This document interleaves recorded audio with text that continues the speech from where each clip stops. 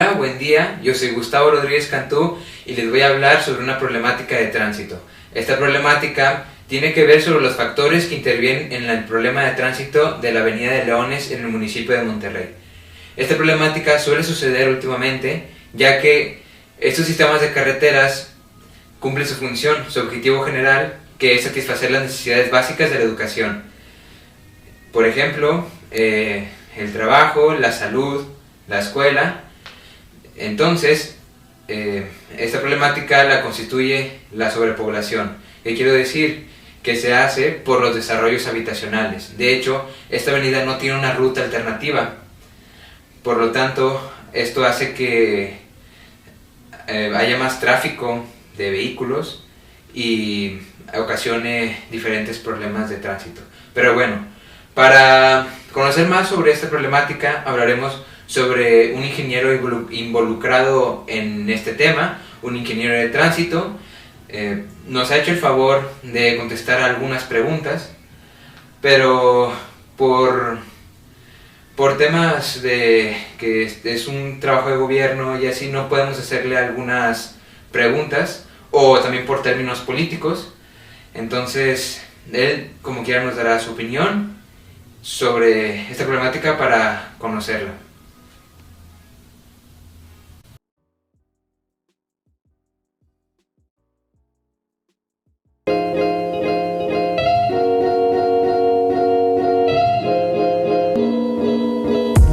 Como le comentaba, pues venimos de la Universidad Politécnica de Durango.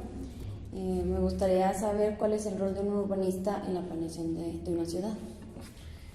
Sí, pues bueno, efectivamente nuestras ciudades de México han carecido mucho de la participación no de urbanista, no de un urbanista, de grupos de urbanistas que se encargan básicamente de conceptualizar, de identificar los problemas de la ciudad, de proponer soluciones y de implementarlas. Es decir, el rol de un urbanista es un rol muy complejo, es un rol muy importante que va desde la identificación de los problemas hasta la aportación de una o dos o varias alternativas y aún más allá de la implementación propiamente dicha de las alternativas. Y no se refiere solamente a una persona, creo que debe ser un grupo de urbanistas, entendiendo como urbanista aquella persona que se dedica al estudio de la ciudad, sea ingeniero, sea arquitecto, sea sociólogo, demógrafo. Es decir, el rol del urbanista es tener un perfil más amplio que solamente el técnico numérico. Muy bien. Entonces, ¿qué medidas cree usted que se deben de adoptar para controlar el crecimiento desmedido de la ciudad? El crecimiento de la población ha sido un problema genérico en las ciudades de América Latina y particularmente en México. Las ciudades han crecido mucho por, digamos, la falta de oportunidades en el medio rural, en donde las ciudades, la gente emigra del campo a las ciudades y donde tienen mejores oportunidades. Entonces creo que detener el crecimiento tiene que ser en mucho una medida para la implementación de políticas de distribución de la riqueza y el fortalecimiento del campo para que esto no se siga propiciando, por un lado. Por otro lado, las ciudades van creciendo por su propio peso demográfico. En ese sentido, yo creo que más que detener el crecimiento es ordenarlo. Tenemos ciudades que han crecido sin una planeación, sin un orden, y esto crea una sensación de caos en las propias ciudades. Pero no es más que un crecimiento sin orden. ¿Sí? En clase estuvimos hablando acerca de que es la psicogeografía. ¿Cree que es importante en la planeación y el desarrollo de una ciudad? Sí, bueno, finalmente la psicogeografía tiene que ver mucho con la percepción. Y la percepción de una ciudad, de cómo percibimos el lugar donde vivimos, creo que por supuesto debe tomarse en cuenta. No son muchos estudios los que se tienen al respecto. Estudios sobre percepción de la ciudad son realmente pocos. En México son prácticamente inexistentes y creo que efectivamente es algo que se debe de tomar en cuenta. Cómo se percibe el lugar donde se vive, desde lo más sencillo que es la calle, el barrio, la zona y la propia ciudad. Creo que todos percibimos el lugar donde vivimos de una manera diferente. Nos percibimos inseguros, nos percibimos desconectados, nos percibimos con un lugar donde nos faltan áreas recreativas, etc. Esa percepción, esa percepción psicológica del lugar donde vivimos definitivamente tiene que ser tomada en cuenta en la planeación de las ciudades. Pero insisto, no es algo que en México se estime hacer. Realmente es muy incipiente. Entonces, ¿considera usted que la implementación de áreas verdes y recreativas hace que la sociedad aproveche más de la ciudad?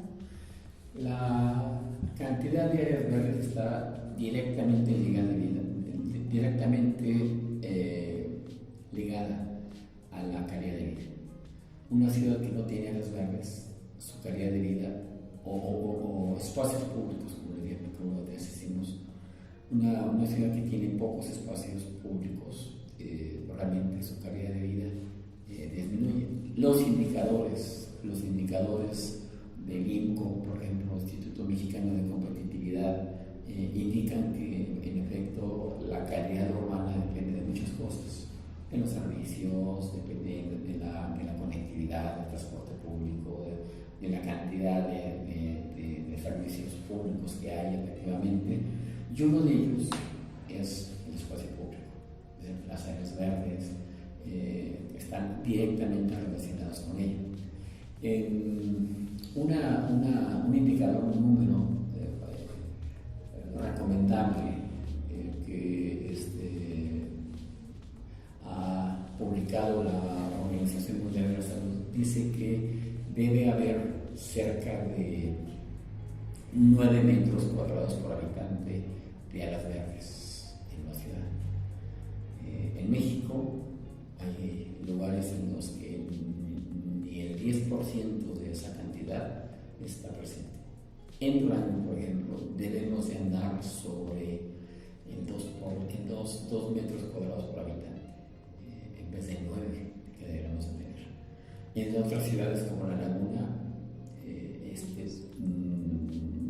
este número todavía se cae aún más.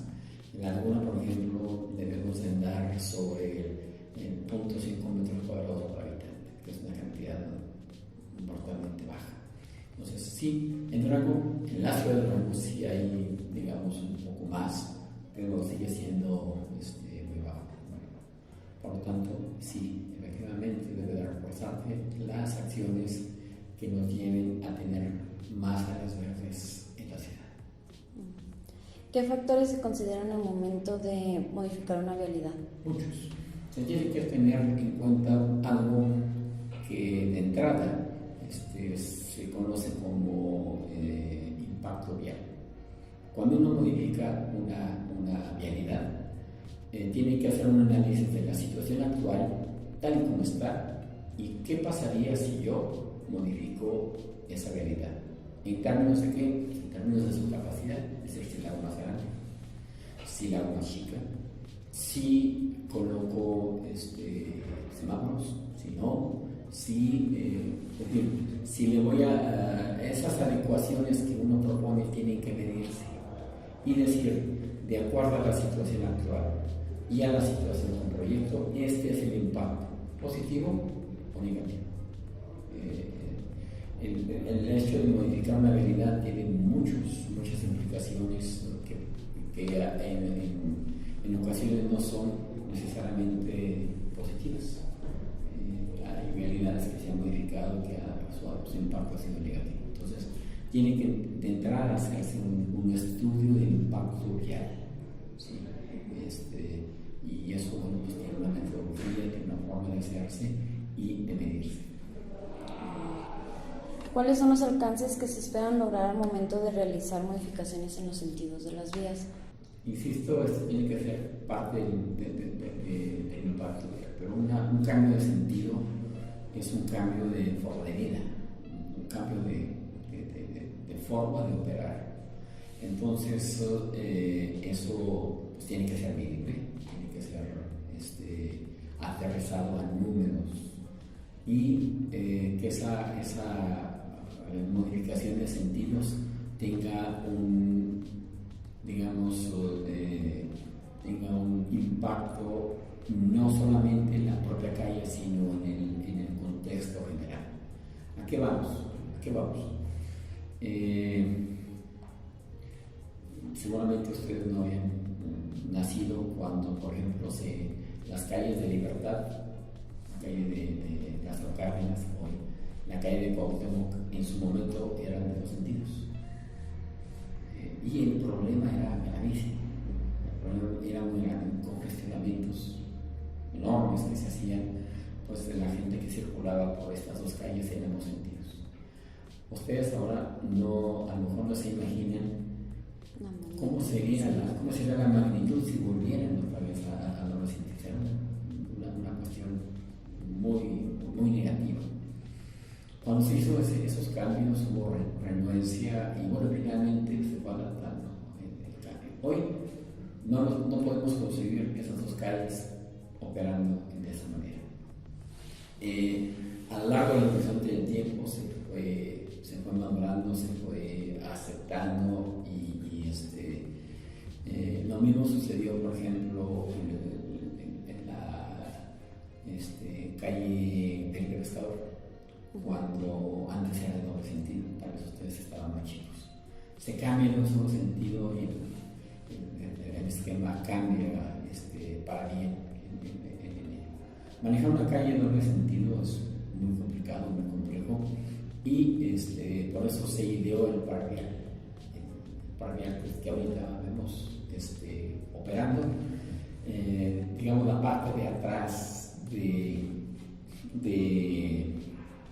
donde están las vías, atrás de Sam's, de Warner, esa parte no existía y fue una necesidad abrirla para compensar el hecho de haber cambiado sentido el Felipe Pescador.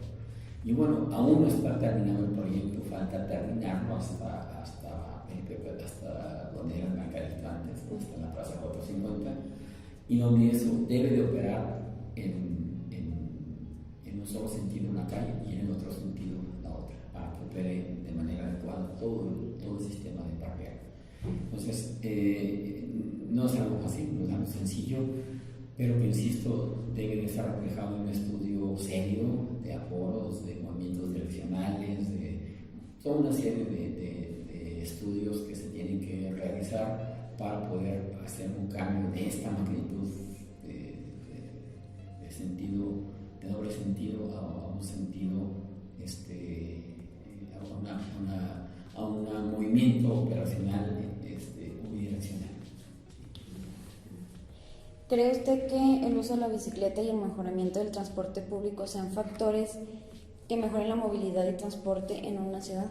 Definitivamente, y más en una ciudad como Durango. Durango es una ciudad plana. En lo general es una ciudad plana. Hay algunas zonas de lomeríos, pero en lo general es una ciudad plana. Durango está pintada, como dirán por ahí, para que sea una ciudad donde el uso de la bicicleta y donde el uso del transporte público sean los que rijan en la movilidad de la gente. Hoy por hoy tenemos la raíz de la movilidad, que es el automóvil, que no es necesariamente la mejor forma de moverse, y menos en una ciudad. Quien quienes conocemos y hemos vivido en ciudades europeas sabemos que el transporte público es fundamental. Si el transporte público en esas ciudades no existiese, serían muy parecidas a ciudades como América Latina y como México, donde la contaminación auditiva y la contaminación ambiental se hacen presentes, donde el desperdicio de los recursos es muy grande. Entonces, creo que sí es necesario, por supuesto, que el uso de la bicicleta y el contar con un transporte público en buenas condiciones, efectivamente es lo que debe de perseguirse en las próximas décadas. Hemos llegado tarde a esta solución, ya llegamos tarde, ya tenemos años, entonces hay que parar más tiempo, hay que ir sobre el uso, la promoción y uso del transporte público. ¿Qué cree que le hace falta a México para estar al nivel de Estados Unidos en cuestión de urbanismo? Bueno, Estados Unidos no necesariamente el modelo a seguir. Estados Unidos tiene su forma de crecimiento que no necesariamente es el que debería tener México. México, nosotros sabemos, en Estados Unidos, por ejemplo, la forma de crecimiento es muy diferente. El centro de las ciudades de Estados Unidos es lo peor. Lo mejor está alrededor. Así han crecido las ciudades de Estados Unidos, donde el downtown no es necesariamente la parte más visitada y la parte más bonita. La parte más bonita está pues, en los suburbios, en las villas, en los malls, en esa parte alrededor. México, recordemos, México es una ciudad fundada por europeos, fundada por españoles, en donde el centro de la ciudad es lo más importante, cosa muy diferente a la concepción estadounidense de ciudades. Yo creo que México debería adoptar más un modelo europeo que un modelo estadounidense. ¿Qué le falta? Le faltan muchas cosas, sí, efectivamente. Le falta que sus servicios, sus espacios públicos, sus servicios de transporte, sus servicios básicos de nivel de piso básico, agua potable, alcantarillado, que sean cubiertos. Dos, que la forma de moverse, ¿sí? Proyectos de movilidad sean implementados de una manera racional y en un horizonte de tiempo que permita pues, que sustituyamos la forma en que nos movemos en las ciudades de México. Y bueno, pues, que las ciudades puedan llegar a ser ciudades más sustentables. ¿A qué me refiero con más sustentables? Ciudades más limpias, ciudades con menor consumo de energía, ciudades más amigables, ciudades que se caminen, ciudades seguras. En fin, creo que la declaración de la ONU, la última declaración de la ONU Hábitat, Agenda 21, contiene aquello que le hace falta a las ciudades de México. Yo le recomendaría echar un clavado en estos temas de las declaratorias de ONU Hábitat. Creo que ahí se van a dar cuenta de los 17, por ejemplo, los 17 objetivos que marca la ONU para las ciudades en todo el mundo, y en los cuales México efectivamente pues tiene muchos puntos que mejorar. En ese sentido creo que ahí en esas agendas es un espejo de cómo nos vemos, de cómo estamos y cómo nos vemos los mexicanos en cuanto a nuestras ciudades en México. Uno de los temas efectivamente es infraestructura, problemas en infraestructura, problemas en movilidad y problemas en seguridad. Creo que por ahí va los grandes temas que necesitamos trabajar en las próximas décadas. Bueno, en base al proyecto que le comentábamos al principio que estamos planeando en mi equipo, bueno, que está pues en proceso, ¿Cree que hay una problemática a solucionar en esta área? Sí, es un área mixta, en donde por un lado tenemos grandes servicios regionales, como son las tiendas de autoservicio, tenemos escuelas de carácter regional, como el Tecnológico de Durango, como tenemos servicios regionales como la central de autobuses, en fin. Y por otro lado, de frente tenemos vivienda. Entonces es una zona que es un sándwich, en donde hay mucha interacción por ser vivienda y por ser servicios. Entonces creo que la parte central de que ustedes están trabajando no es de entrada, les comento, me parece que no es sencillo solucionarlo, es algo complejo, pero que efectivamente necesitan una zona de transición entre esa parte regional, la parte de servicios, comercial y la parte de vivienda que está pegada. Entonces, creo que pudiera ser una área de oportunidad y efectivamente poder plantear proyectos como los que ustedes traen de un parque lineal, una zona lineal intermedia que permita esa interacción entre esas dos zonas de intensa actividad peatonal, vehicular y que pues demanda, ¿por qué no?, un tratamiento de embellecimiento de imagen urbana y también de incorporación de espacio público. Muy bien, entonces sí cree viable nuestro proyecto, pero algo laborioso. Me parece que es algo que puede aportar, ustedes pueden aportar unas soluciones interesantes al respecto. Hablar de una viabilidad o no, creo que ese sería un paso siguiente, pero en cuanto a la aportación de ideas, me parece que hacer una zona de transición a través de un parque lineal puede ser una buena solución.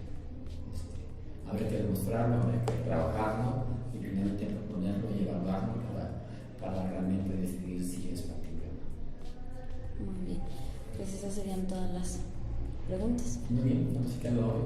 Si en algo puedo seguirles aportando.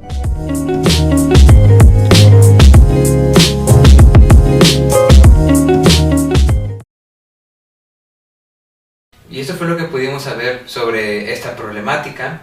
No pudimos preguntar sobre posibles soluciones por términos políticos. Claro que hay propuestas de soluciones, pero por diferentes opiniones de partidos y diferentes aspectos no se pueden llevar a cabo. Por ejemplo, ampliar Alejandro de Rodas, hacer una vía paralela a Leones o abrir vías por el cerro hacia San Pedro y Santa Catarina. Y claro que llevaría costos muy amplios, por ejemplo, hacer una vía terciaria